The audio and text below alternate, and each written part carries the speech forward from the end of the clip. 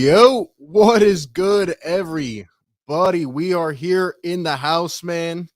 It's your favorite guys up here, Sixers post-game live. The Sixers take down the freaking Celtics, man. Not even just take them down. They absolutely demolish them, man. They put them in the dirt, 111-99.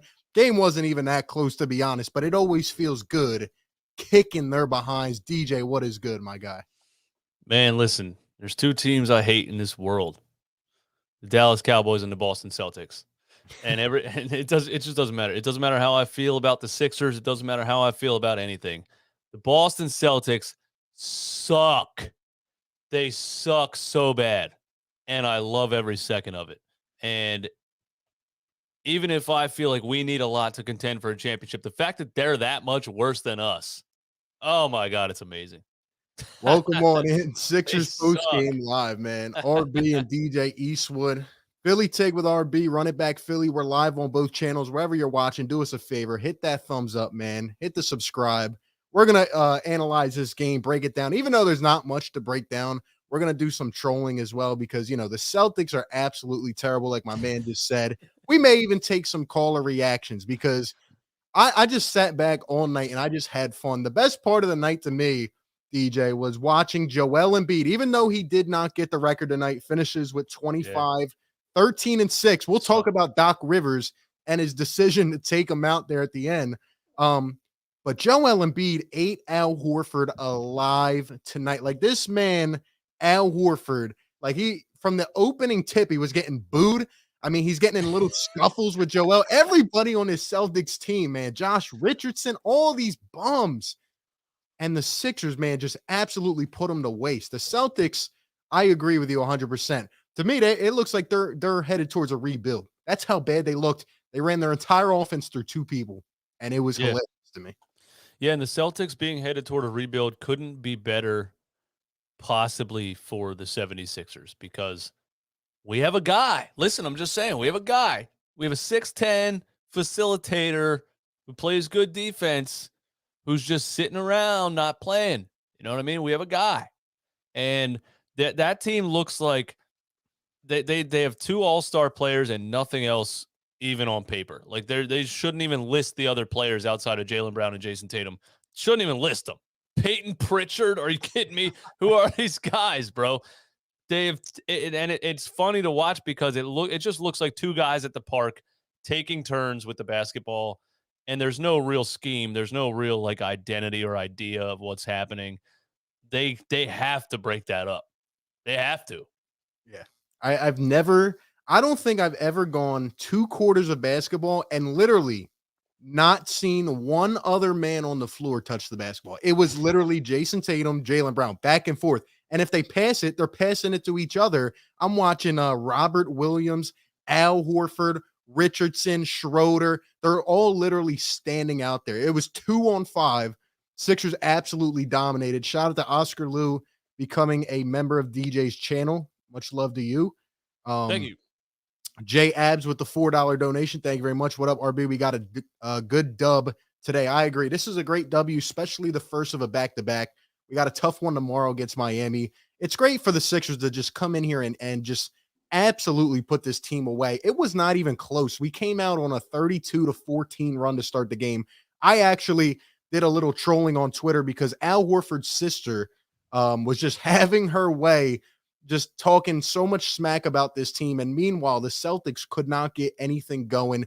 Embiid was on it. Tyrese Maxey, ties his career high 5 threes. How about Matisse Thybulle tying his career high with 5 steals? Did end up taking a bit of a scary fall there. I was holding my breath. Schroeder got assessed a flagrant one. Probably should have been thrown out of the game.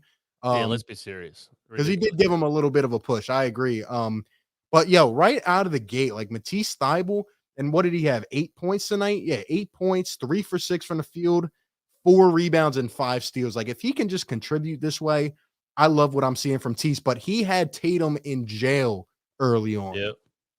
Yeah, he did. And no matter what I think about his 3-point shot or what it looks like or the form or whatever, I go back to like I'm old, so I go back to like Sean Marion. The guy didn't have a good looking jumper at all, but he got to the point where he could consistently hit a corner three, and he didn't have to be.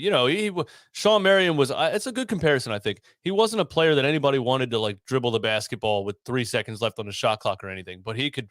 He was a hard defensive player, and he would catch the ball in the corner, and his shot was horrible, but he would make it because he put in enough time, I think. And I think Matisse Thybulle can get to that point where he puts in enough time, he can consistently, at a decent percentage, shoot that corner three. And I mean, that's what you ask from a 3-and-D player, and that's literally what Danny Green is, right? A 3-and-D player. But so Matisse Thybulle can, I really think he can be a contributor if he can knock down that shot. And the ball don't lie. And right after that play where he landed on his back, he hit a corner three in front of the Celtics bench, or was it in front of the Sixers bench? I don't remember, but It was maybe ours. in front of the Sixers. Ours. Yeah, and they erupted. But it was just perfect timing for him to hit that corner three after that fall. And this team's a roller coaster, man. They go up and down. We overreact. I overreact like hell every single night. They're great one night, they're terrible the next. But this game let me know how bad the Celtics really are. Because if we're trying to climb up and say we need more, and the Celtics are that much worse than us, makes me very happy. But the Dennis Schroeder thing, I don't care if it's a one index finger on the back. That's the most dangerous play in basketball. It is. There's no reason for you to touch a player when they have a wide open dunk and you're behind them. So even give him a little push on the lower back like that. That's dangerous. There's no reason for it. He shouldn't. He should have been gone. Yeah, and it's crazy because Matisse Thybulle ended up going out. He did not return. I have a feeling he won't play tomorrow, maybe for a couple games. It was a scary fall when he first went down, and you just kind of saw the awkward, fall. I really thought, he could have broken something. Like, that's how bad it looked. But Thybulle, man, his impact early on in this game, and just everybody, even Seth Curry had 5 threes tonight. Like, the ball was moving well, and there's just games like this. Like you said, it's a roller coaster. Like, we come out against a team and we look dry and we look complacent. And then we come out tonight, and I know the Celtics are really slow, similar to us, but everybody was moving around. Like, there's just games where I feel like this team gets fired up.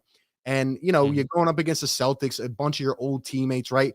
Matisse joined with Jay Rich. By the way, just as an aside, like, Jay Rich coming up to Matisse. Actually, Jay Rich, found him and then holding on to his shoulder, kind of by his neck as well. And Matisse, for once, like, I want to see more of that. Like, that was the first time I saw Matisse actually get fired up. Now, he ended up laughing because Jay Rich was looking at him saying, yo, you're not that dude. Like, who the hell are you, Jay Rich? All right, you stink. And Matisse is out here just taking everything away from you. But I like that energy, and I thought Thybulle, like, really provided that spark for the team early on. Yeah, I actually didn't get to watch the first quarter at all. And I posted on Twitter and said what happened in the first quarter. They were up by 20 already. And one of the things somebody replied with was that Jay Rich and Matisse almost got into it. So I didn't even really get a chance to look back at that. But I'm excited thinking about that because we all want that out of Matisse Thybulle. Exactly. And I'm sure Romp was standing on his couch like fist pumping or something. He hates how much he smiles, how much he's just a nice guy. Yeah. So, him getting a little bit of fire under him and a little bit of like aggressive competitiveness. Dude, Yeah, it was great. It was Thybulle jawing at Jay Rich, telling him, like, get off me. And then you have Joel Embiid going up for like a little Euro layup. Al Horford holding on to him. I saw Embiid hit the first free throw, then walk up to Al and say something to him. Like, honestly, Joel Embiid does not like Al Horford. I don't care what anybody says. On the floor, his main goal is to kill him every time. And it's great seeing from the days where Al Horford actually had his number, and now Embiid just has his way with Al. It's too easy. Way too easy. And the little jump ball scuffle where Al did a little bit of a like pull on his arm, and then Embiid like threw an elbow up, and he stood up and just gave him a stare down. Like, I just love that so much. That Joel just wants to own you physically, but he also like wants to let you know to your face, I'm way better than you. Yeah, it's unbelievable the run that he's on. And I want to talk more about him, but shout out to Seth with the $2 donation. Says, much love. What up, y'all? We will take JB, please, and thank you. Shout out to Aaron Cabbage with a $5 donation. Says we won this game because Tobias took less shots than Maxey. Tobias, once again, 17 points on 15 shot attempts. But when I look at the distribution, Tyrese Maxey had 16 shot attempts. Curry had 12. Like, I am fine with that. Now, let's be honest. Tobias, again, like, he was just kind of out there doing, going through the motions. And I'm not going to sit here and hate on Tobias after a big win, but it is concerning. And I do want to see, like Aaron said, that kind of being deflected amongst the rest of the team, because it's just something. I don't know if it's the tendonitis or if it's just not his year. I don't know what it is, but he just doesn't have it right now. Yeah, he doesn't. And when he said that, when they brought up the tendonitis thing, like, if that's a real thing, that would make sense, because as much as I've hated on Tobias this year, it's really because he's not playing up to what he either can or, so if he's injured, it makes sense. It's just weird that they didn't bring it. They never brought it up before. He had like 5 bad games in a row, and then it's like, oh, he has tendonitis. I don't know. But I just think Tobias is what he is. You say it all the time. And we hold him to that $180 million contract or whatever. We know he's not a max contract player. Exactly. So this is perfect. I mean, he's going to give you 17 no matter what. That's just what he is. Yep. And that's good. That's fine. That's good. Like, that's a good, we'll take it. But you need that number 2 player. And that's the thing about this team. Like, Tyrese Maxey's 21 years old. He has games like this where you're like, oh my God, we have a number 2. And then he'll have a game where he, has 8 in the first and finishes with 10. And it's like, I don't know, but he's just so young. It's tough, man. It's tough. Yeah, it is beautiful seeing Maxey, though, come out and hit 5 threes. Like, the fact that he's doing that in his second year is just, it's just magic, man. And, Tobias had 17, 9, and 2. Like, I can't be mad at that. It was a bit inefficient. He went 1 for 6 from deep, which is not that good. But I'm at least happy we got the win. I want to ask you, and I want to get everybody's thoughts and reactions on Doc Rivers pulling Joel Embiid out of the game with 2.5, 3 minutes to go, 5 points away from becoming the first guy in Sixers franchise history to have 9 straight games with 30 plus. He already tied Wilt and AI at 8. With about 3 minutes to go, Joel Embiid's walking over to the bench. I think Doc tried to pull him out. The crowd just erupts in boos. And as Drummond's walking to the scores table, Embiid turns around. He says, nah, I'm not coming out. And then on the subsequent possession, Doc calls a timeout. Like, he literally had to take him out. What was your main thoughts on that? It's a tough balance, because if it wasn't a player that, and not so much this year, but if it wasn't a player that had so much of an injury history, it would have been easier for him to leave him out there. There's that fear in the back of your mind that the game's over. And then, if he would even like go out there and land on somebody's foot and sprain an ankle, we'd be like, why was he out there in a 21-point blowout with 3 minutes left? So Doc had to battle the crowd and like swallow his pride and be like, no, I can't do it. He has to come out. But at the same time, I tweeted right around that moment, and I was like, if Joel Embiid wants to stay in this game, Elton Brand all the way to Josh Harris better just let him do what he wants. Okay, he just runs this franchise. He's the only reason any of this is relevant. And it was probably a tough decision for Doc, because he, at the same time, you want to reward him and let him have that record. And when we had both of our benches in and they made a little bit of a run and it was like an 11-point game, and I was secretly like, please let this go to overtime so Joe comes back in the game and gets 5 points. But tough decision. But I think it's the right one. It's crazy because the lead started to really collapse there with our our second unit and their third unit. And I'm like, holy, like, he might actually have to come back in. But Drummond had a little nice lead all the way to the basket. But shout out to J Abs with the $5 donation. Says, that dunk Embiid almost made in the fourth quarter was about to end Neesmith's career. He almost first off, shout out to Kate Scott. Like, her calls tonight had me I was in tears watching the game. She called Furkan Korkmaz the Turkish delight. What did she say? There was something else she said that really just had me rolling. But when Embiid almost went all the way and slammed on Neesmith, and she was like, there it goes. And you see the ball just like rocket above the camera. that man, like, I wish I was there for that. He almost ended that man's career. Yeah. That I'll give Neesmith credit though for trying to take that charge, which it did end up becoming a charge. Like that took some balls to do that. I didn't even notice that dunk attempt was called a charge. They challenged it actually, and then it was reversed and called a charge. Wow, yeah. See, I was watching the game with no volume, so I didn't catch any Kate Scott's comments or anything like that. But just for a guy, I know I say this every stream, every single video. I don't care. I'm gonna say it until this guy's career is over. A man that's 7 foot tall, 280 pounds should not be able to do this. He takes the ball, runs the full length of the court, and tries to catch a body from the foul line. He's ridiculous.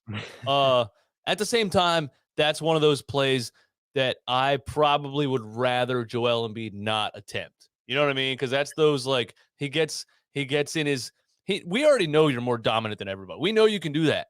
So he gets this like I'm gonna do something just Sports Center top 10 number one over. And we don't necessarily I don't want you to risk your anything. You know what I mean? Yeah. So just Joel, we love it. Don't do that. But at the same time, it's like, oh my God, just a man his size is not supposed to be able to do that. And if that dunk would have went through, they might have just rushed the floor and like ended the game.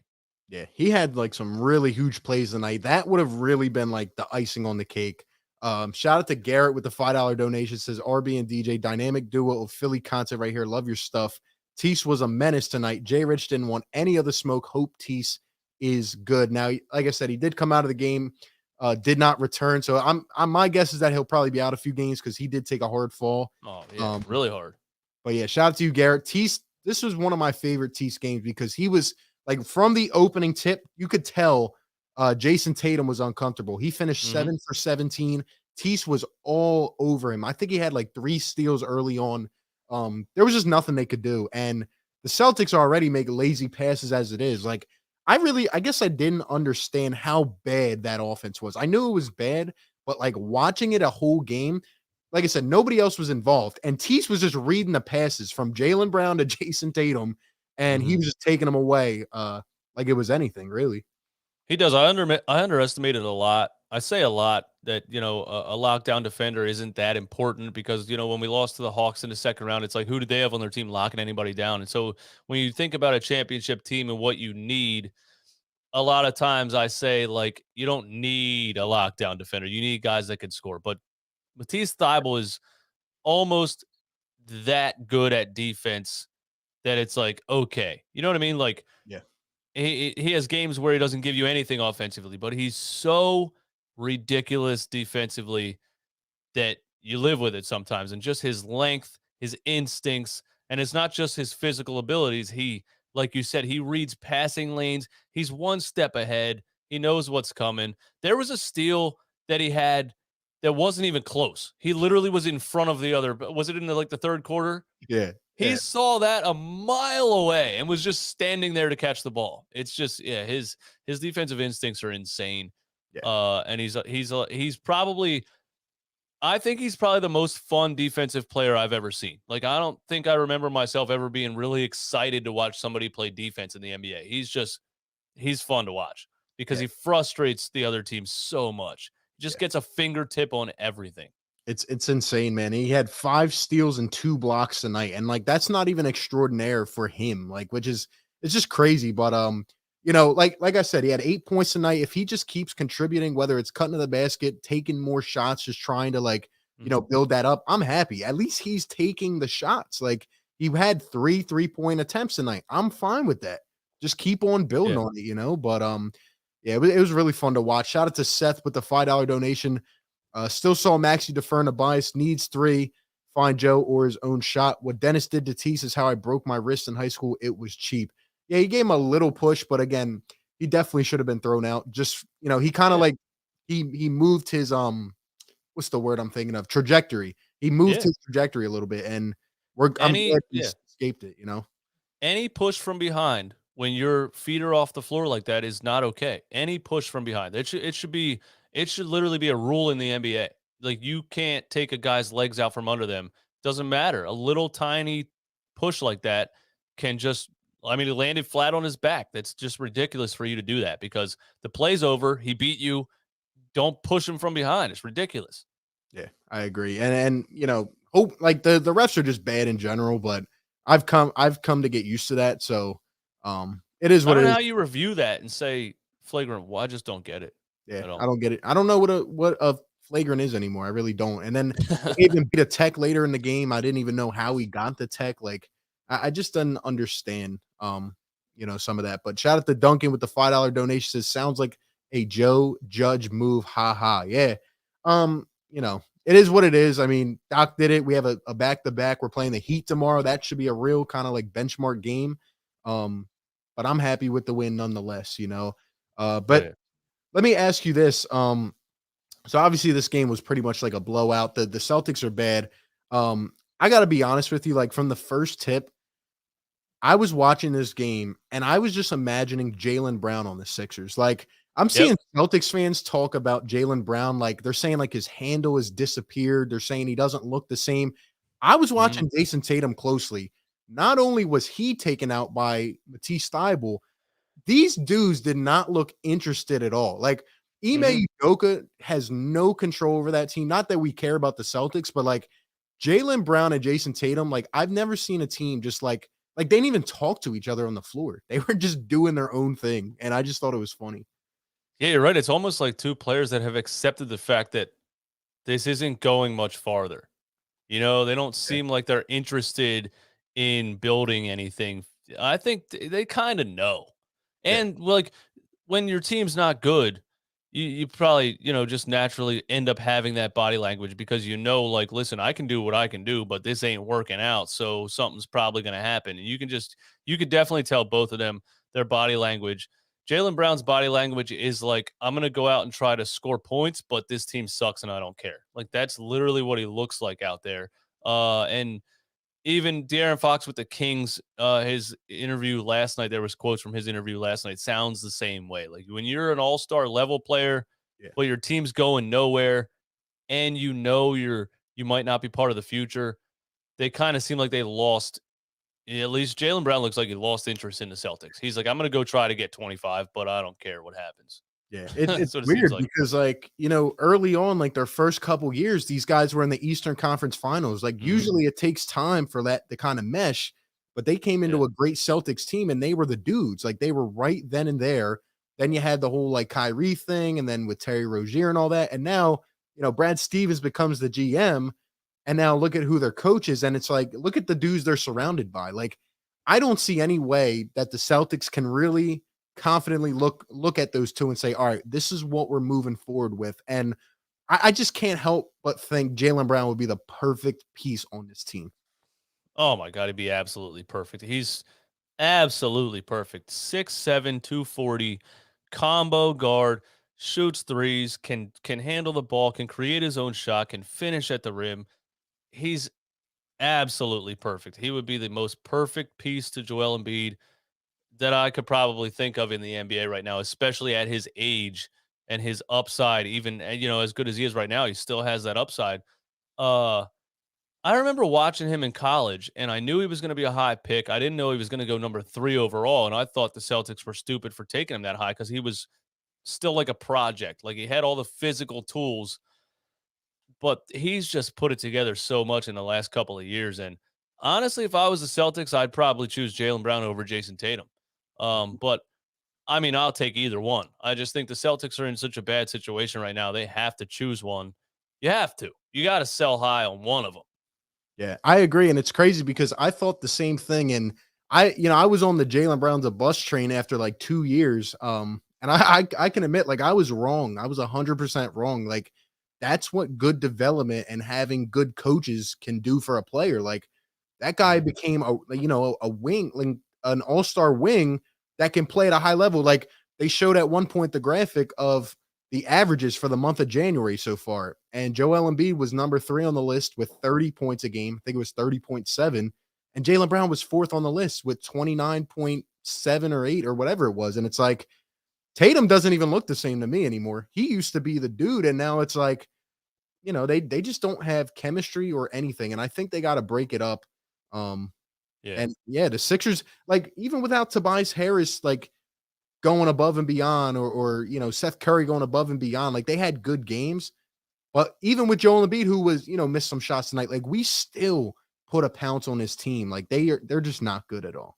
Yeah, I think like throughout the past couple of years, they had other good players around them. Even if it's somebody like Evan Fournier, they had somebody that could do something.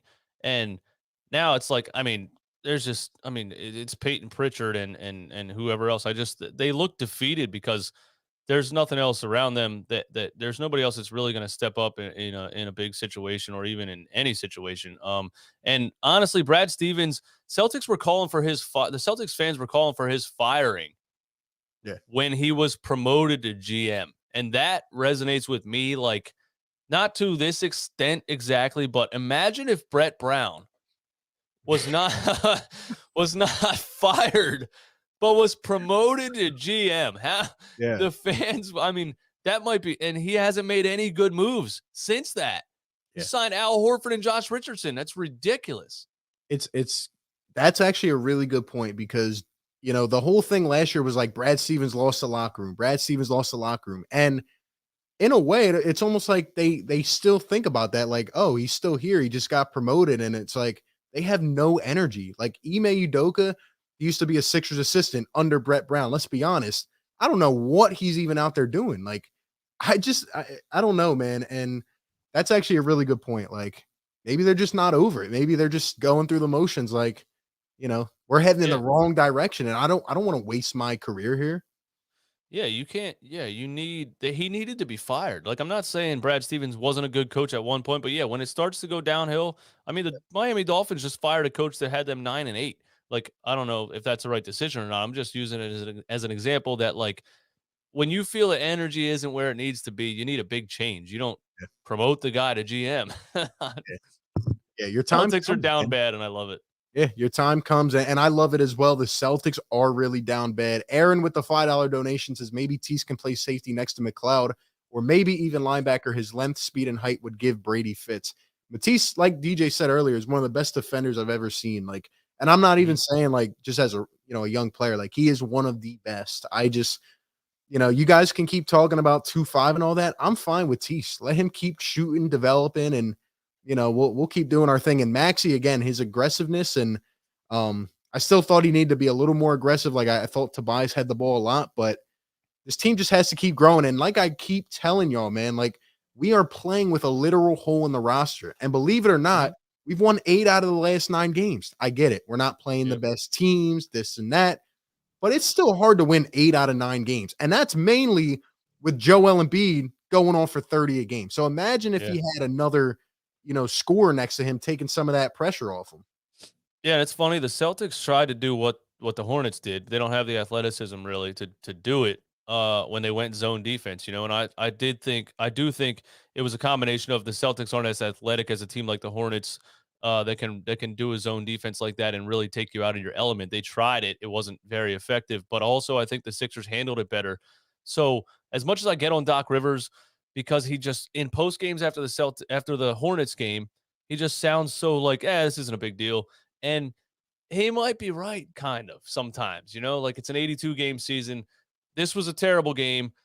Like, I don't want to answer any more questions. I have a golf outing in the morning. That's what he comes off as to me. And I get mad about it. But the next day, it looks like they were more prepared to handle a zone defense and they just looked crisper. They looked like they were moving the ball quicker. They looked like players were trying to penetrate the zone. Whereas in the Hornets game, we were standing around a lot and we were like, who's going to do it? And everybody's like, not me. Pass the ball, pass the ball. It's like today I saw a lot more like aggressiveness and trying to penetrate the zone. So maybe they went into practice and said, listen, that zone that the Hornets ran against us took us out. We got to do this, this, and this, or every single team is going to do that. Yeah. So it looked like they had a little bit of an adjustment from the game before, which is big for my opinion on Doc Rivers, I guess. Yeah, I agree. And I think like this team can just come out and impose their will when they want to. And like you said, it's a long season, so sometimes it kind of gets like hidden in the fold. But like, tonight, like they just came out, you knew the Sixers were gonna win from the first quarter. Like they came out, they went on a 28-4 run. Like it was just too easy. And we just have to take care of business like this until whatever may happen happens. But it's good to get a win like that. But shout out to everybody in the chat, man. 270 in here. We're on 2 different channels. Philly Take with RB, running back Philly. Give us some thoughts in the chat. We'll probably open up the lines here shortly. If you want to take over like the phones and stuff, I'll put the number on the screen.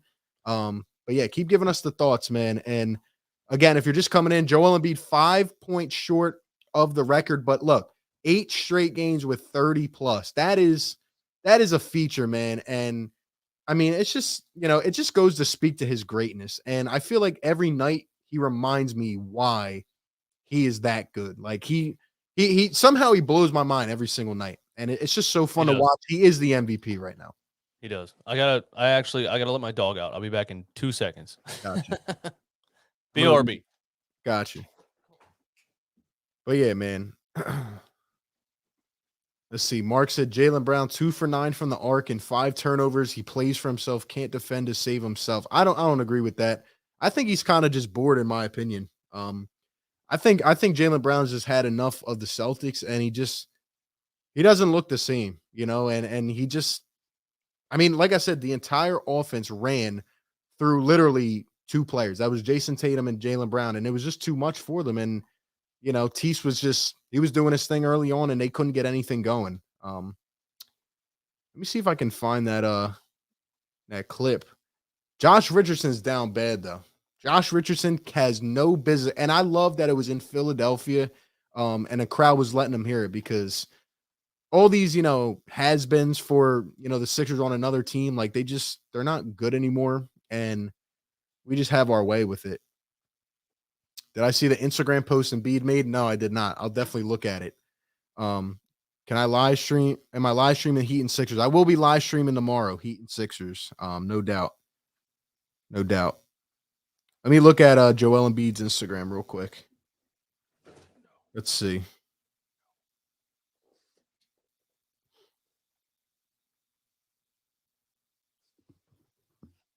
I like that, man. I like that.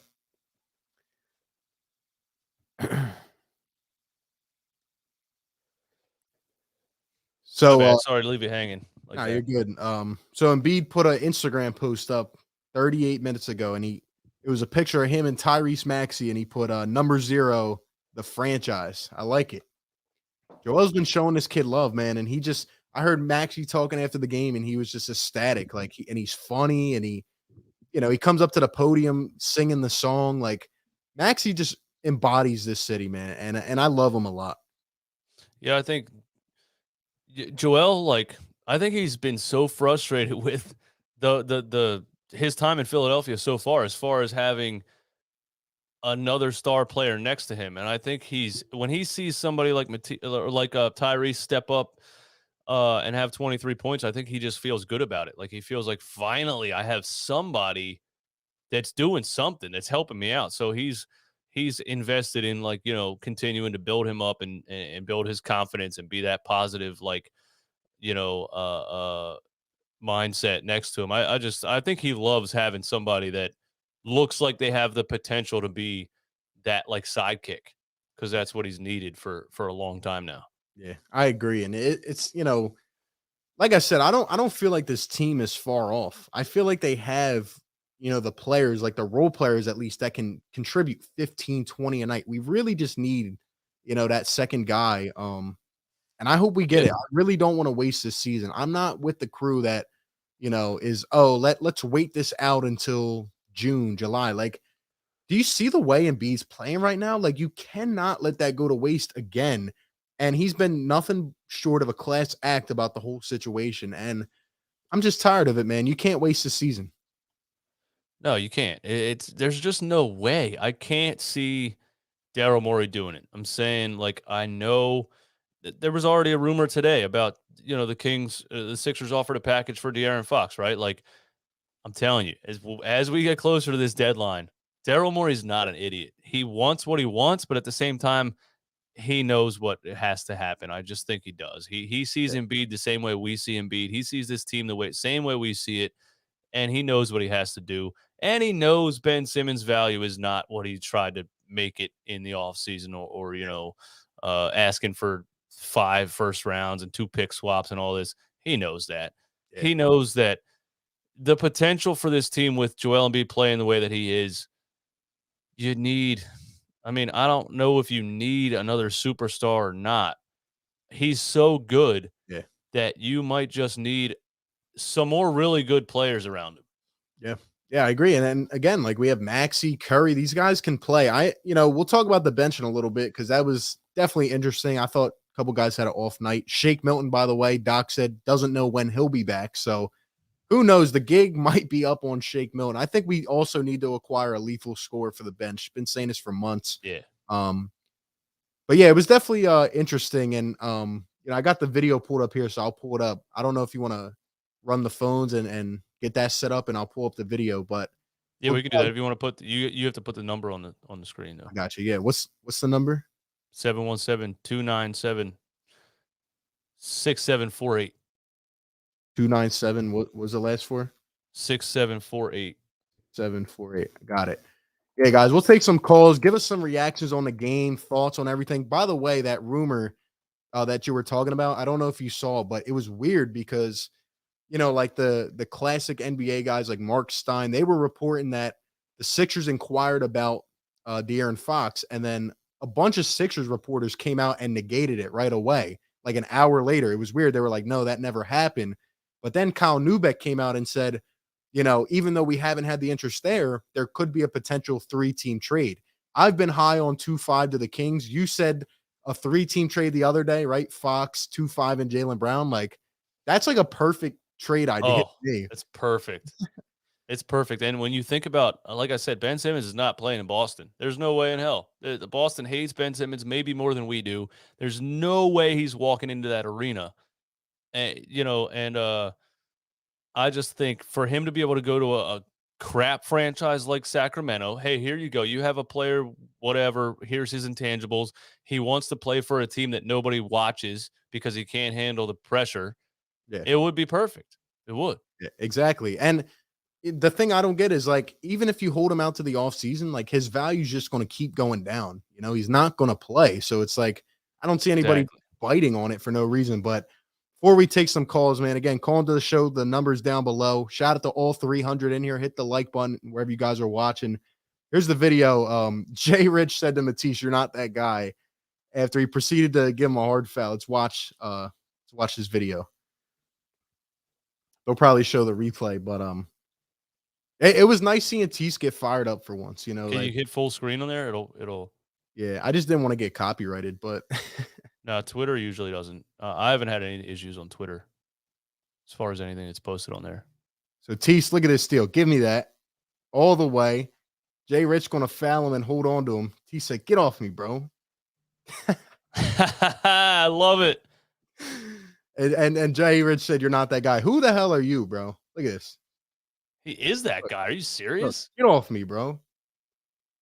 Then he started smiling at him. It was great. It was great.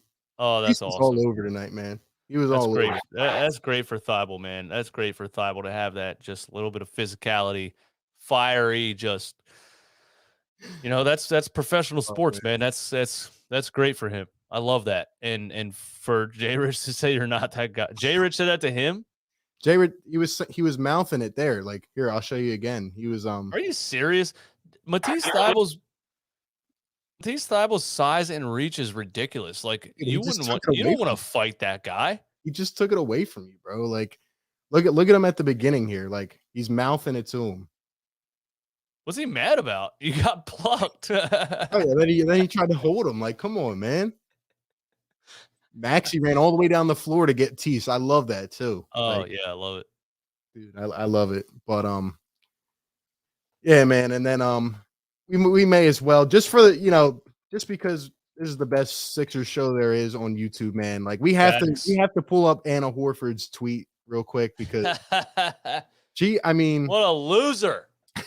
She was absolute fraud. Where was this at? I don't know who's a bigger fraud, Ben Simmons or Anna Horford. This was the first tweet that she had, and we're just gonna go through this quickly, just so we can get a good laugh before we get the phone calls in here. But But yeah, so Anna Horford, the first thing she said here, can you see that or no? Yeah, I can see it. Yeah, so she said the Sixers aren't beating the Celtics. The Celtics are beating the Celtics. And Can you zoom in on your browser? That's what I do. I zoom in and then it makes Twitter like almost full screen on here. yeah, Like in the top right. Yeah, like that. Yeah, that's what I do. gotcha.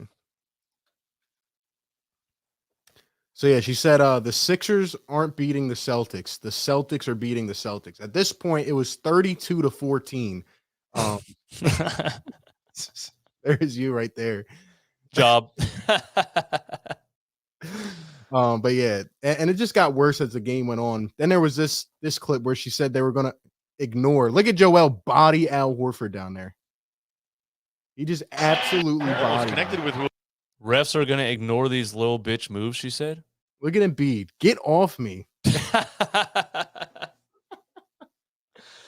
Well, first of all, it's not even a bitch. That's not even an illegal move. I mean, if he wanted to box him out, they're not gonna. I mean, if he would have flopped right there, they might have called it. But and Al Horford didn't play defense, so yeah. And then she just started to talk about a bunch of stuff, but I just thought that was funny. Like, come on. It's sad. It sucks because she lives for the interactions, and we know that, and we interact anyway because she just you know what I mean? One of those trolls. You're like, if we would stop replying, she would have no platform, but we can't help it. Yeah, it's tough, man. It's tough. And she doesn't have a job. She doesn't. Al Horford pays her bills, and she watches Celtics games and tweets about it. Like, that's what she does. That's her entire existence. That's ridiculous. Really crazy, man. But yeah, Joel just absolutely ate Al Horford alive tonight, man. There was just no doubt about it. Really couldn't get anything going. But shout out to everybody in the chat, man. Let's open up the phone lines. Give us your thoughts on the game. Reactions, just something you like, didn't like, doesn't matter, man. Give us some thoughts. The numbers down below. Here we go. We got one. 717. We had a couple that I was ignoring. 6748. Let's go. Yo, what's up? Hello. Oh, they went away. There was somebody there. They're gone. Gotta love it. Gotta love it. Had a couple callers that I was ignoring while we were talking, but on to the show, man. Come on, give us some thoughts. Sixers post game live. We're up here doing our thing. Having some fun, man. Having some fun. Hawks choking. Who are the Hawks playing? Oh, we got a call. What's going on? What's up? Hello. Hi. Never mind. What's up, man? You're on the show. You're on the show, man. He said never mind. He said never mind and hung up. What? We might have to shut down the phone lines, man. We might have to call tonight.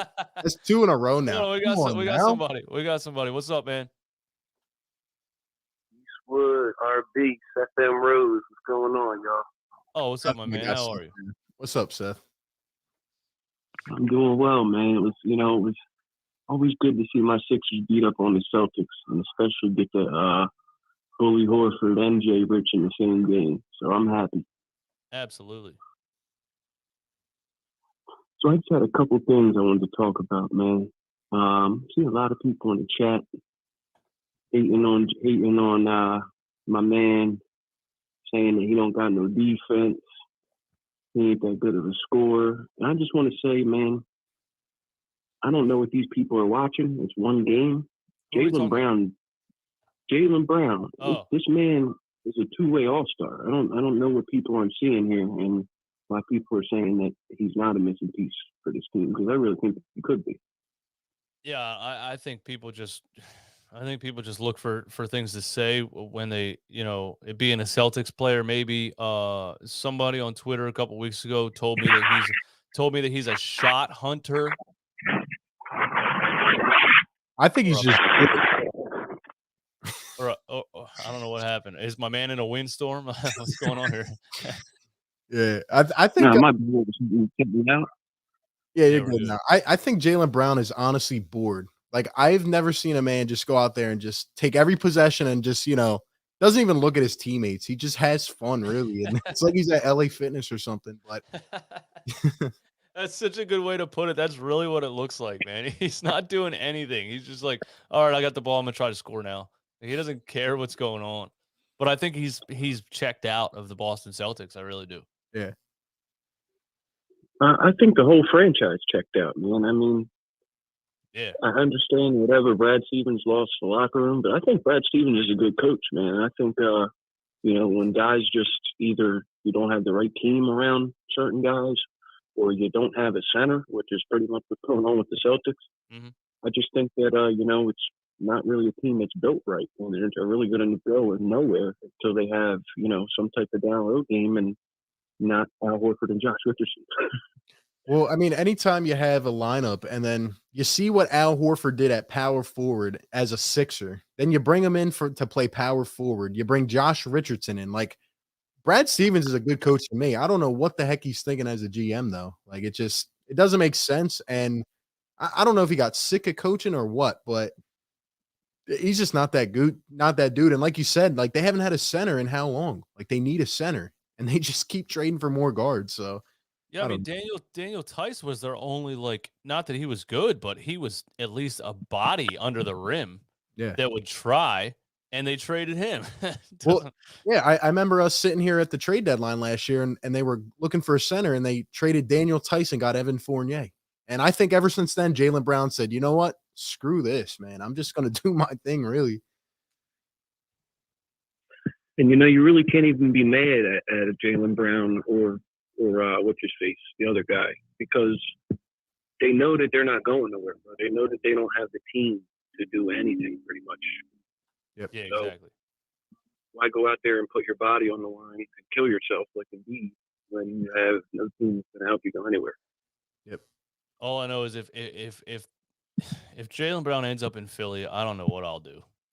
I don't even know how I would handle that. I'll probably go give Maury a hug and a kiss if that happens. I won't get close to him, but I might stand outside of his gated community and, like, throw a parade. Dude, I might go to Romp Route. I might buy one of his NFTs if he gets Jaylen Brown here. I'm buying a jersey, I'll tell you that. Hey, thanks for the call, man. I appreciate you. No problem, guys. Take it easy. Keep it up. Shout out to Seth, man. What a guy. Seth's the man. Always showing love, always coming in, giving great takes, too. I'm glad we finally had a normal caller after the first one didn't answer, and the second one said, never mind. How's he on the line? Is like, never mind. It just hangs up. Just say what you want to say, man. Yeah, man. What's going on? You're on the show. Hey. It's Shane. I know it. It's Shane. Let's go, Shane. Well, I enjoyed this win. I hate Boston. What's up, Shane? What's up? I missed your channel. Oh, thank you, man. I missed having a channel. I'm glad to be back. Yeah, I was, if I was there, I would have booed Doc Rivers because like you're basically doing what the Giants did against the Eagles like 2 or 3 weeks ago. Oh yeah, pulling him out. Yeah, it's like just let him do what the Eagles did. Do what the Eagles did. Let Devontae Smith break the record, which they did, and then they pulled him out. So he breaks the record, just pull him right out. Yeah, you're right. I don't think the Eagles rely solely on Devontae Smith, though. And if he had an injury history, if he was a quarterback that had an injury history and they were up by 3 scores, they would have taken him out. Yeah, I totally agree. Yeah. Just as a watch. I was just gonna say the Heat actually did. They just played like a heck of a game, and like it went down to the wire with the Hawks, and the Heat had to grind one out. And we play them tomorrow in Miami. So, but the Hawks did choke. The Hawks choked once again, so they might be making some phone calls soon. Yeah, the Hawks need to make some phone calls. But the Hawks are awful. They just got. I like to call the playoffs from last year as a choke job by the Sixers and luck because the Hawks are just awful. Oh yeah, that was a journey run last year. There's no way they're replicating that, and that's why I get so mad when people ask me like, oh, we have the future and stuff. It's like that was the best opportunity for us to go all the way. Like with the way the season was going, the circumstances. Like look at who was playing. Like in the Eastern Conference Finals, the Western Conference Finals. Like even guys were injured and were out for most of those games. That was literally our opportunity, and that's why I get mad about it. Yeah, but at the same time, it's like everything seems like it happens for a reason, and the Ben Simmons in Philadelphia thing had to end. It was going downhill. It had to end. If they Yeah. would have pulled out the Hawks series and somehow, I still don't think they would have even won the next round. He was Yeah. just so folding under pressure. Yeah, you're right, and I hope something does happen. Like for example, with the Bucks and Giannis's whole thing. Like, hopefully that's like just part of the story because it's been a pretty damn crazy story, like for Joel Embiid. So, you know, The Hawks are also one of those. Hey, Shane, thanks you for the call, man. We appreciate you. I don't want to leave him hanging on the line while we're talking. The Hawks are also one of those teams that, like, when they beat us last year with guys like who's the redheaded dude that was hitting all the Kevin threes? Huerter. Yeah, like guys like that. Like that's not realistic. Like guys that are playing completely a level above what they actually are.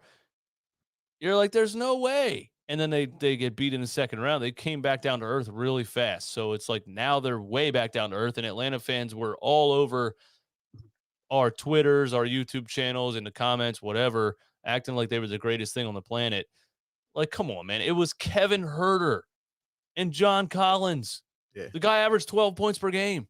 Yeah. Well, that's kind of what I mean because if you remember when we started the playoffs, like the best thing in the world, we were like, oh my gosh, like the road to the Eastern Conference Finals is the easiest thing I've ever seen. We had the Wizards and the Hawks, Yeah. and we were like, this is our chance. And if you look at every other team, for example, the Bucks, like I remember Giannis missed one of the games in the conference finals. I think Middleton did.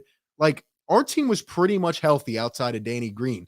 And even with our inconsistent bench, like, Shake Milton was stepping up some games. We literally had a chance. Like, I think last year was our best shot, and I don't want to see it trend in the other direction, For a long time, we didn't have a point guard. Even the Jimmy Butler team, we didn't have a point guard. Yeah, we could have beat that. We could have beat the Raptors if they didn't have a quadruple bounce or whatever. But I just think the truth always comes to light. When you play the game without a point guard, eventually the deficiencies are going to show. And in the Raptors series with Brett Brown coaching, it ended up being JJ Redick dribble handoffs into eternity until nothing, like it's not going to work forever.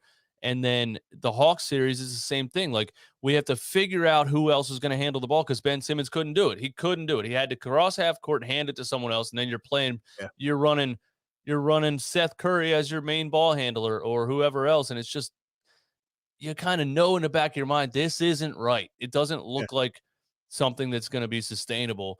And I don't know if Maxi's the guy this year as young as he is, but it's nice to watch at least a half court ball handler control the game. Yeah. That can do something. Yeah, Simmons was non-existent, and it's crazy because Maxey, with that spark he provided in Game 6, like if he plays more in Game 7, we probably win that game. And I actually listened to George Niang on his podcast Talk with Maxey like a week or two ago, and I remember Maxey saying like Doc came up to him last year during his rookie year, and he said to him, "You're going to win us a playoff game this year," and that's exactly what Maxey did. Uh-huh. And he just doesn't play him in Game 7. Like if Maxey was our point guard, we probably win, and just unfortunate, man. Yeah, and that'll always be one of Doc's deficiencies, his refusal to play a 20-year-old player. Like I don't care how old somebody is. Like Luka Doncic was playing professional basketball at 16 years old in Europe against grown-ass men. It doesn't matter. The kid Anthony Simons right now in Portland, he was playing like legitimate minutes at 19 years old in NBA games. If somebody's good, put them on the floor, Doc. They don't have to be 33-year-old Danny Green. Yep, exactly. Not at the Jazz with the $2 donation says 14-15 Hawks was the best Hawks squad. I remember that squad fondly with Budenholzer. That was a pretty interesting squad. Kyle Korver squad. Yeah, exactly. I'm pretty sure Horford was on that squad. I know he was. He was, and Elton Brand was, right? No, who was the other power forward that was on that team? Paul Millsap. Yeah. The glory days. All right, let's take another call. What's going on? You're on Run It Back Philly and RB with Philly. RB Philly take. Hello.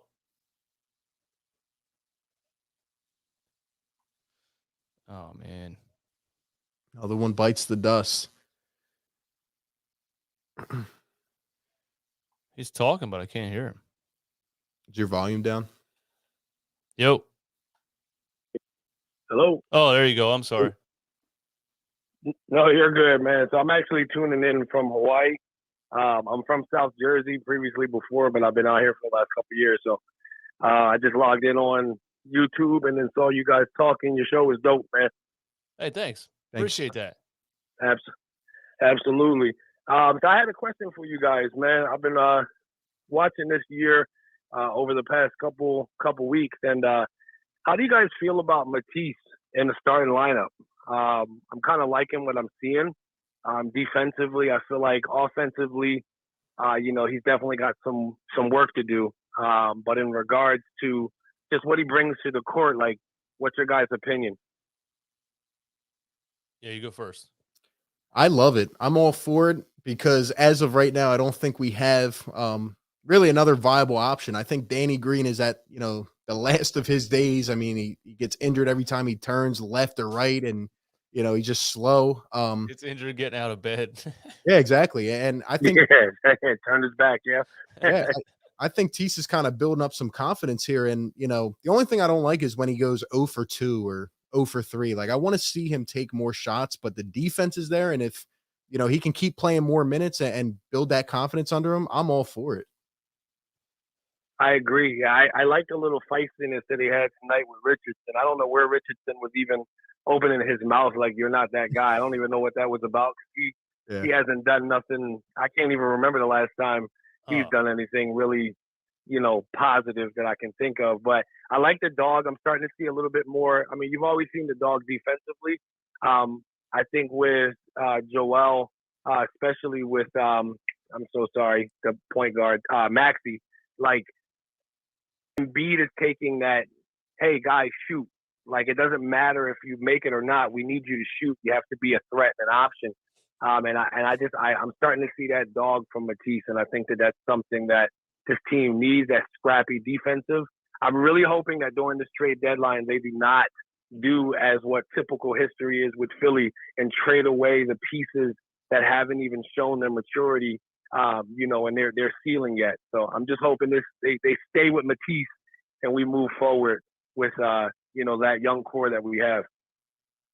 Yeah, I think that's like a catch-22, man. If it's the right player, you kind of Joel Embiid's about to turn 28, and it's like you'd almost have to. Like, it'd be nice to watch this kid at 21 years old turn into something, but at the same time, if you want Tyrese Maxey and Ben Simmons for Jaylen Brown, I don't know what else to say, man. Like, you want to build, you want to win a championship. It'd be tough. It'd be hard to see him go, but at the same time, like, I don't know. That's a tough decision. I'm glad I'm not That's an a NBA good GM. point. I'm glad I'm not an NBA GM, honestly. I really am.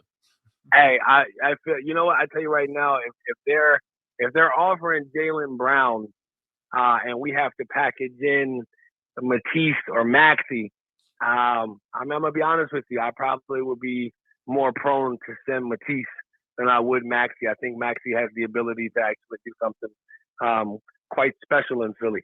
I agree. And I think Morey's on the same track because last year Morey could have pulled that trigger. He could have sent Maxey, got Kyle Lowry in here, and we could have pushed all the chips in. He didn't. So I think he kind of seems, that same potential as we do. Hopefully he grows into it, And I think talking about Matisse, I think he has a level of athleticism that he doesn't show as much as he probably could because he just doesn't have that offensive like IQ and know how to really get to the rim, but he's learning how to use his athleticism and what he has. Like, his cutting to the basket has improved, and it's like that's a thing that Joel Embiid needs too. Like, when he's on the block, we need guys that can do what he does, cutting to the basket like he is. So he's getting better at that even, and just just going to the basket hard and cutting to the basket when Embiid has the ball is something that he can continue to improve on, and he can learn how to finish over anybody because the kid, I mean, I'm athleticism. It's wild, man. He's athletic. It's just that even that one pass tonight when Embiid kind of, dunked it over his shoulder and Matisse cut from the baseline, like, or from the corner, like it is, man. He's just showing during this starting time. I'm just noticing something a little bit different, and you do see that dog, and you do see that offense on certain plays really materialize into something, that's special. But Jaylen Brown, sorry, Matisse, you got to go, my guy. Yeah, I think. Well, listen, agree. I'm definitely gonna subscribe to you guys on YouTube, man, and I'll definitely be paying attention to you guys. And thank you for taking my call. You guys have a blessed evening from the 808 state in Hawaii, bro. You as Shout well, out to man. Hawaii, man. Thank you, man. Absolutely jealous. Great caller. Absolutely jealous of somebody that lives in Hawaii. I know, right? We got another caller. What's going on? Hello. Oh, he's gone. Who's next? What's going on? You're on the show. I know, right? We got another call. Hello. What is up? What's I got up? one solid question. Who's this? I got Is one this Shane solid again? question. Are you guys into? No, I got one solid question. Are you guys into boys or girls? All right. Have a good night. Yeah. Well. Shout out to Seth with the $2 donation. Says, "Yo, you're on the show." Quote, "Oh, never mind, I'm dead." Yeah, exactly. That might be one of the greatest calls ever, without even meaning it. Like, Hey, man, I what you got to called say? you. Oh, never mind. Oh, I waited in line and to talk to you, and then I just don't feel like talking about my thought anymore. Yeah, and then we get somebody on the line that says something just trolling. So we might have to get on. What's the channel called? He has a screening like program or something. Oh, Knicks Fan TV. Yeah, we might need to get on his level, man. He has a screening process and everything. Like, that thing is expensive. I would love to do it, or at least take calls from a Discord and have somebody screen the calls. But Yeah. if you're gonna call in like that, like just don't even call in. Like don't be a weird. But Jay That asked sounded like a $5 7-year-old. donation. Yeah. He says, "Watch Elton Brand make a stupid trade like how he always does." Elton Brand ain't doing anything. No, he's not in charge. He's there shining shoes, man. He's there. not in charge at all. Why? Like that? I still don't understand why he's still here. It's funny at the draft last year when we were streaming the draft. Daryl Morey was doing his press conference and he literally said, "I'm in charge." Like he literally said, "I'm the one that has to make the decision." He was talking like he's the only one in charge. Elton Brand wasn't even sitting next to him or anything. So what is Elton Brand? I don't. Daryl Morey's making all the decisions. Yeah. Why is he Elton Brand's getting a free check? Yeah, Elton Brand's our GM, and it's like they both went out to lunch with Rich Paul the other day. I'm like, what did Elton Brand even do? Did he pay the bill? Like, come on, man. Rich Paul and Daryl Morey were like, "Yeah, you got this." Handed him the bill. Exactly. Like Adele was probably sitting there worth $700 billion. I just imagined Rich Paul kind of like storming out of the meeting. He's like, "You're not going to trade my client." And he just like slams down his cup and just walks out. And Daryl gets flustered, and Elton's just there left paying the tab. And it might really, not exactly, but that might be something that we don't really think about the fact that these people have real interactions and real conversations. And Rich Paul wants Ben Simmons out, and he tries to pressure people into doing it. And Daryl Morey's just not the guy. He's been like that since this thing went down in the beginning. He's like, "I'm sorry, you met the wrong one. I'm not budging unless it's what I want." Exactly. This is a great comment in the chat. It says Celtics gave us Thybulle. I forget that sometimes. And I forgot that too. I remember hating so much on draft night because I loved Carson Edwards. He torched my college team, took us right out of the tournament. I was like, this kid's going to be real good. And we traded up, gave him Matisse and got Carson Edwards. And man, has that looked like the first good trade between us two. Like, it was beautiful, man. Yeah, thank you. Carson Edwards is awful. Yeah. Where's that? Is he even in the NBA? I doubt it. He's probably in the G League. But that's terrible for him. Yeah. Just not good. He looked like he could have been something. All right, we're going to try to take another call. All right, let's see what we got now. What's going on? You're on the show. Terrible for him. Yeah. Just not good. He looked like he could have been something. All right, we're going to try to take another call. Turn Yo. your audio down in the background if you're on the line. He left. Great. This ain't. Make sure to call-in turn your show is- audio down. Call-in show's not going too well today. Turn down your phone, like your audio of the stream. He's off. It's somebody else. What's going on? You're on the show. Mute it. All right. All right. We're done with the call-ins today. All we're getting is 6-year-old trolls and people that I don't know say never mind. Is what it is, man. You know, happens sometimes. I'll just mute them right away. Oh man.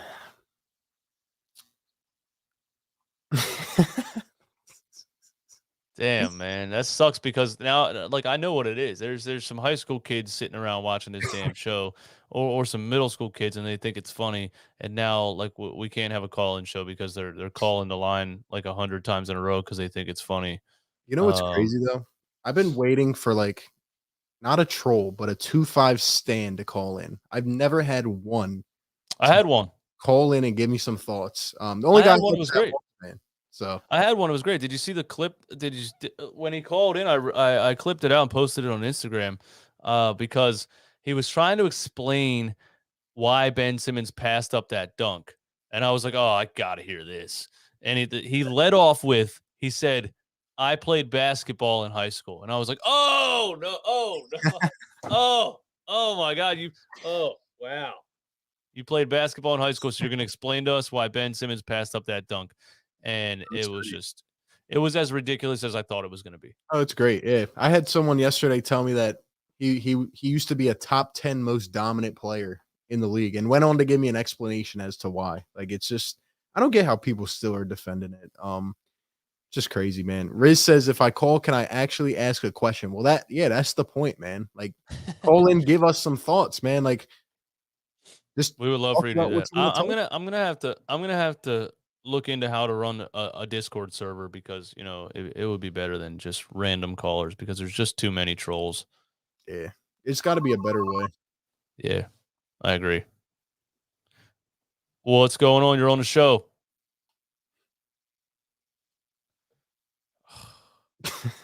What's going on? You're on the show.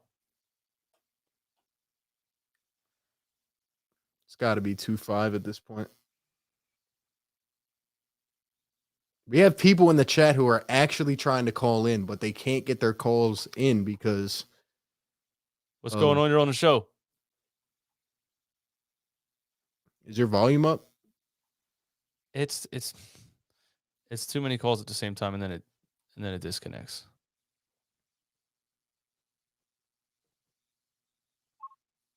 There's so many calls at the same time. There's so many calls at the same time. It's ridiculous. What's going on? You're on the show. What's going on, gentlemen? What's up? We got someone. Yes. Yeah, fuck the trolls that are trying to ruin your channel. It is what it is. I guess we'll take it as a compliment. I guess we're getting the views and the exposure to be able to have trolls, right? Yeah. Anyway. Yeah, I love both of your guys' content. Thank Subscriber to both channels. Thank you. So my question is, what do you guys think about how Maxi's confidence is just blooming? He makes me not miss Ben, but then it also makes me more excited about the potential of trading Ben because we didn't have this Maxi last year. We had spurts of it, but now that he's getting more consistent playing time, he's just really taken off, and his 3-point shot has been great the last month or so. DJ?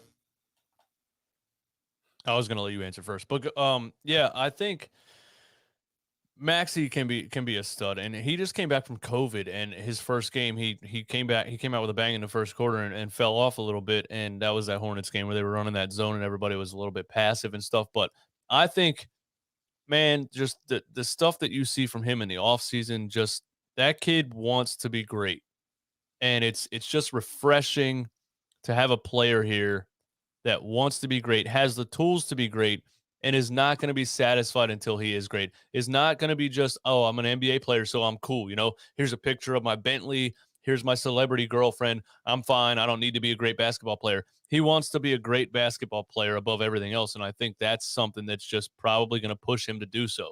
So I love the kid. I just, and him being this young, no matter what happens with this team, it's nice to know that we have a player that we're going to still be able to watch for a lot of years if he's not part of a blockbuster trade or anything. But yeah, I think his potential upside gives us the chance to where we don't need potentially a superstar back for Ben Simmons trade.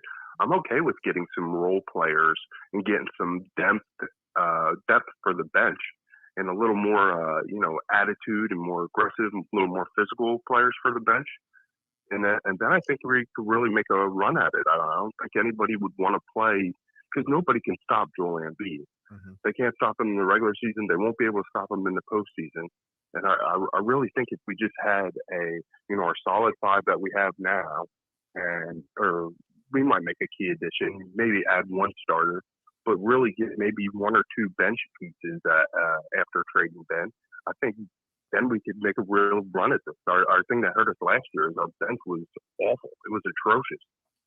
Yeah, I would have to second that as well. And it's crazy because when you think about, Embiid, Maxey, and even when Tobias can give you 15, 17 or whatever, you add another guy in that can give us 20 at least. And I mean, like you said, we get some role players. This team can be complete, man. And, I just think it's crazy. In Tyrese's second year, he's now had multiple games with 5 3-pointers. Okay. Now, let's be honest. The biggest knock on him coming out of college was, oh, this guy can't shoot threes. He can't shoot threes. In his second year, by the way, didn't even play a lot in his first year. He's out here shooting 5 threes. Okay. Look, take it how you want it, but there's another man who's Australian who hasn't shot in 5 years. Tyrese is shooting 5 threes a game. It's like, it's really not rocket science. You know what I mean? Like DJ said, the kid worked. I was in attendance when Ben made his first live 3-pointer, and I almost shit my pants. It was against the Knicks. And it was like, holy crap, that actually happened. And then you figured maybe it'd be a little bit of a push of a domino and maybe he'd start to get it. But no, it never clicked. It never clicked. And he's just a waste. I don't want him on his franchise. And, I hope Daryl Morey does the right thing and trades him, even if we don't get the top-notch value. Let's just get some guys in here that want to compete. Yep. Yeah, and it was weird because when he hit that against the Knicks, it was such a normal thing. It was a corner, just catch it, square up, and shoot. And it looked so natural that we were like, oh, my God, finally he's going to start doing that. Like, he could do that 3 or 4 times a game, no problem, because people leave you wide open. Just stand in the corner, shoot a damn 3. It's not that hard to do. And then nothing for the rest of the season. He shot it like 3 times the whole year. I'll never understand. And I think all those times the shot clock was winding down. You would never shoot it when there was like 10 seconds left on the shot clock. He has a serious confidence or whatever it is type of issue, because even Tyrese Maxey's 3-point form looks 10 times better than last year. Like, but what did he do? He just got more confident. He kept shooting it. He kept trying. There was games where he went 1 for 5. Then he comes back and he's just getting better. And it's like, I mean, even to start the season, Maxey was shooting like 43% from deep. Like, it really does not take that much to just try. And like I said, 2-5, he's never going to. He's just not going to, and it's not in his DNA. And, he can't shoot free throws. That guy's a mess. We're not going to get a lot back for him, in my opinion. Not at that contract, nope. Yeah. All right, brother. Hey, thank you for the call. All right, man. Fuck the trolls. Thanks, man. Later. Shout out to Matt. And I think also Joel Embiid is embracing this leadership role where he can talk to his teammates and pressure them to shoot, and he feels comfortable doing that. The whole Ben Simmons thing was just this celebrity, hyped up basketball player that you're not allowed to say anything negative about. And I think Joel was like kind of part of the problem because he wasn't arrogant enough to say something to him. It just would have been nice for him earlier on to just be like, yo, shoot the damn ball. Mm-hmm. And I say it all the time. If it was back in the day, it wouldn't have flown. It's such a different era now. These players make so much money. they're such a mega business. Yeah. It's different. But at the end of the day, it's basketball. And I don't care if you're about to have a Nike shoe contract and you're as hyped as LeBron James or whatever. Tell the dude what you want to tell him.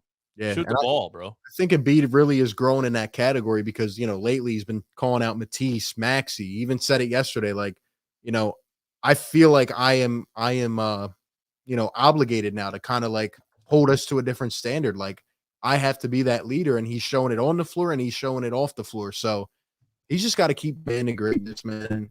These dudes are playing hard for him. Every guy's pumped on the bench when they see Joel hit a little turnaround fade, like everybody's excited. He might also feel like what he just went through in the past 5 years with the Ben Simmons situation. He might feel like, I don't ever want that to happen again. My career, you only get this one time. An NBA career is so short. If you play till you're 35, you're lucky. So he might think, I wasted all those years. I'm not wasting any more years. Any guy that comes along and I think has potential, I'm telling him what I think he should do. Yeah, and I love it. He even went a further step and even defended 2-5 amidst, all the reporters like before the season started. And I think he just hit that point that when training camp came and when he tried to literally sabotage our practice, I think that was I'd never been so embarrassed, since that day. Like just feeling for like Embiid going through, trying to like will the team, and you're making a fool of yourself. Like it's just unbelievable. But yeah, and then the players had to answer. The players had to answer it, for it in the press conferences and stuff. And it gets to the point where you're going to get to the point where you're not going to be professional anymore. And that's where they asked Joel, and he literally said, man, I don't care about that man anymore. He does whatever he wants. He was so over it. He didn't care anymore. And that was to me, that was the nail in the coffin. This Ben Simmons thing is done. He's disrespected his teammates. They're like, we're out here working together, trying to build something, and you're not here, and then you show up and do that. It's over. I mean, there's no way he's coming back to Philly. Yeah, just keeps doing his thing. Shout out to Matt with the $30.99 super chat. Appreciate it. Says keep up the good Sixers content. Loving it from all the way down under Sydney, Australia. Shout out to Australia in the house, man. We appreciate it. Down under, man. Probably started watching the NBA because of Ben Simmons, and now. Yep. Crazy, man. It really is nuts how many Sixers fans are from Australia. Yeah. Jayaz with the $5 donation says, if only there was a way we could have brought back Rob Covington. No thank you from me. Yeah, man, listen, thanks for supporting the channel, but oh God. I was at a game, Sixers Cavs when LeBron played for the Cavs, lower level. My girlfriend at the time bought them for my birthday. They were expensive tickets. I was so close to the court, and Robert Covington was 0 for 9. And I was yelling at him obnoxiously to the point where he turned and stared right at me and gave me this little smirk, and I'll never forget it. And I feel like I did my part in society. Oh God, that guy was awful. Good defender, but at the end of the day, I say this a lot too. A guy that comes up from the G League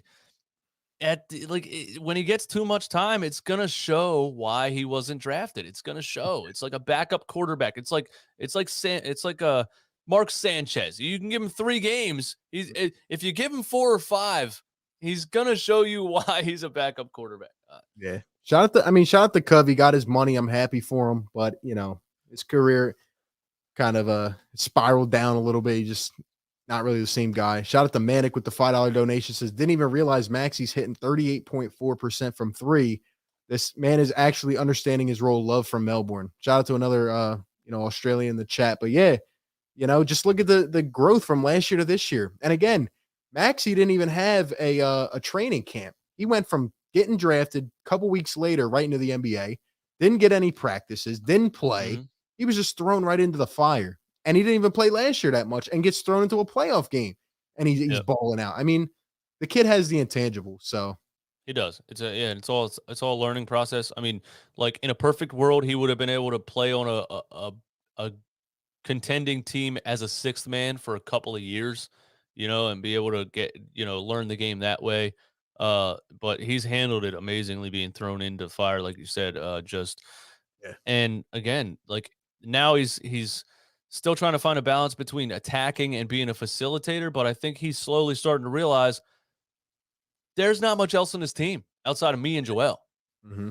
So Yeah. facilitator, schmacilitator, go score, bro. Like, don't give the ball to Tobias Harris. Just do your thing. Drop 25. Help Joel. I don't know what else to say about him. I also think Maxey, like the game comes so quick for him because he's so freaking fast. Like he's everywhere on the floor. Sometimes he has to literally get his feet under him and realize like, oh wow, like I'm able to stop on a dime and just, get the best read. Like he's just so talented. And at 21 years old, it's scary to really think like with his mindset, like what he can do. Yeah.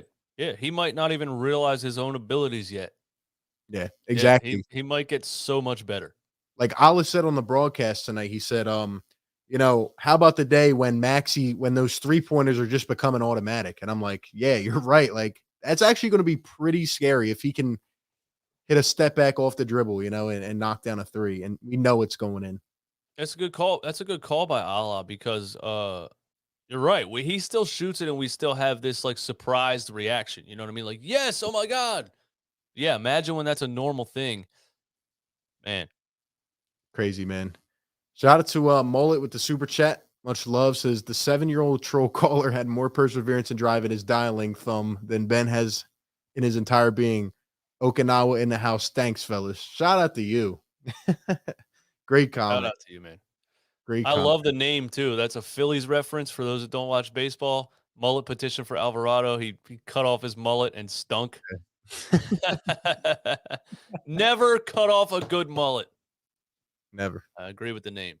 Never. But yeah, shout out to everybody in the chat, man. It's still 300 rocking. I don't even know why you guys are rocking with us. Nah, I'm just kidding. But because we beat the Celtics, man. The Celtics suck. The Celtics, I tweeted this out. I think it was one of my better tweets. If you guys aren't following us on Twitter, by the way, our handles are right below us. So definitely do that. But I said the Boston Celtics seem like they're headed for a trust the process type of rebuild. What do you think about that? They're headed for a semi-rebuild at least. The thing that they have going for them, obviously, is they have 2 all-star level players. And at least they have the luxury of like, worst case scenario, we have to pick one of these guys and trade the other one. But unless they get something back for one of them that really like reconstructs the identity of the team, I don't know. Maybe they are. Maybe they, it's not going to be Ben Simmons. I haven't really thought about the Celtics and what players they could get back for one of those guys that would make the team, avoid a big time rebuild. I heard I've been hearing like Miles Turner to the Celtics, Raptors, like they need a center, and they've needed a center. They've needed a center for a long time. I don't know why they thought 49-year-old Al Horford was the answer. Yeah, it doesn't make any sense. I mean, how many years was it in between Al Horford playing for the Celtics and then coming to us and then going to OKC and then like he was already old. Yeah, the last time he was on the Celtics.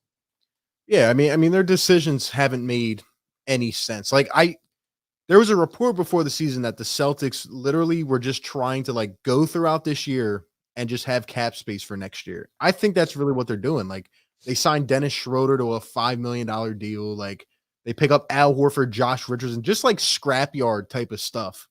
And I feel like they're really like, if they do keep Brown and Tatum, it's because they're going to go all in next year and try to get like a third guy. That's the only thing I can think of.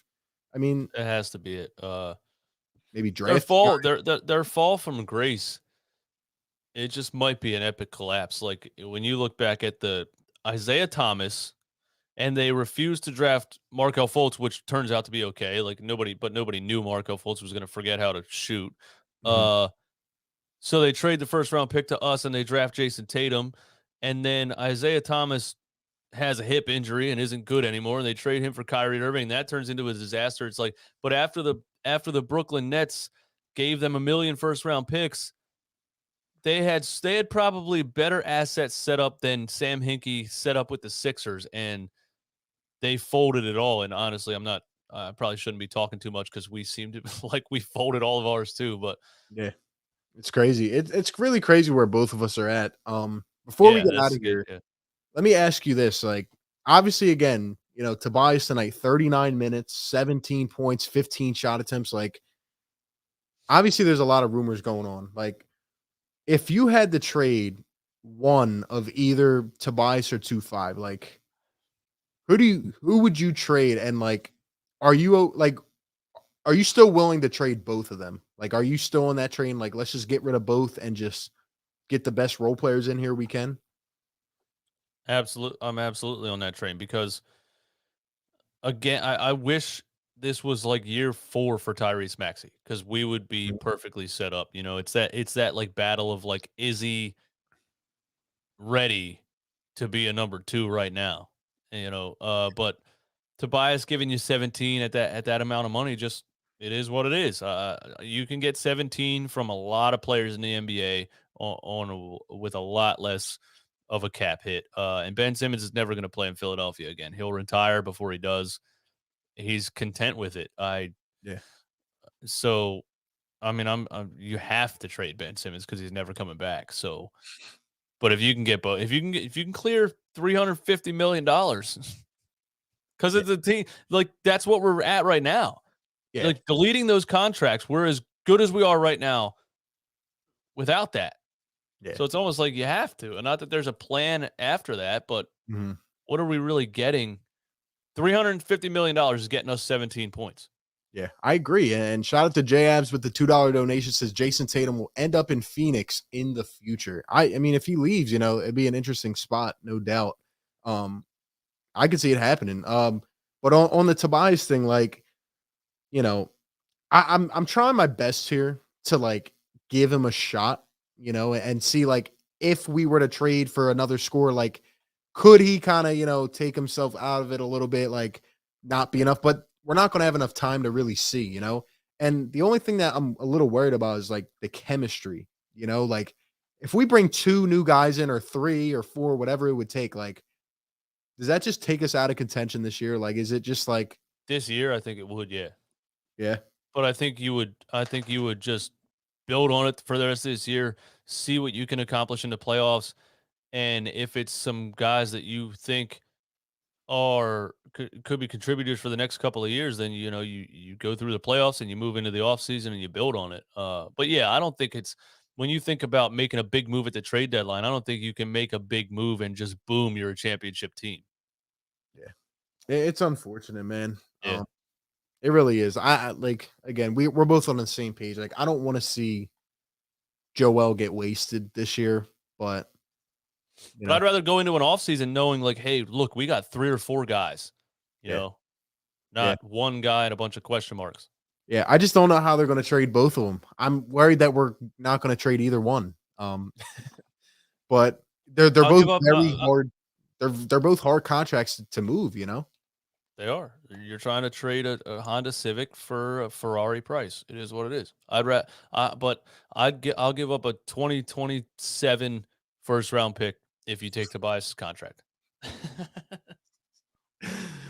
Oh man, these next couple weeks. By the way, we will be probably like streaming a bunch together and like, you know, getting other people as well. Like, there's going to be some good streams the next couple weeks.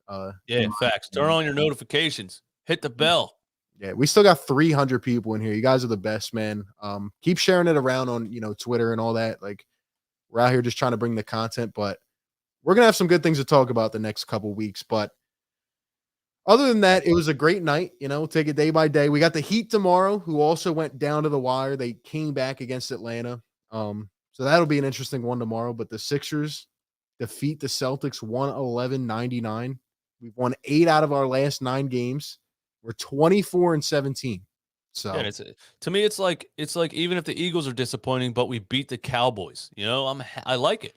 Yeah. Even if the Sixers aren't where I want them to be, as far as the roster construction or who we need on this team, beating the Celtics makes me happy. Yeah, and it was a great night, and we'll move on to the next one tomorrow. Hopefully, we don't come out flatline tomorrow. I really hope that doesn't happen, but we'll see, man. We'll see. But yeah. Thank you guys for tuning in. Shout out to all the callers as well, the non-troll callers. You know, you guys were great. And yeah, we'll be back on the next one. You guys have a beautiful night. Catch you on the next one. Peace.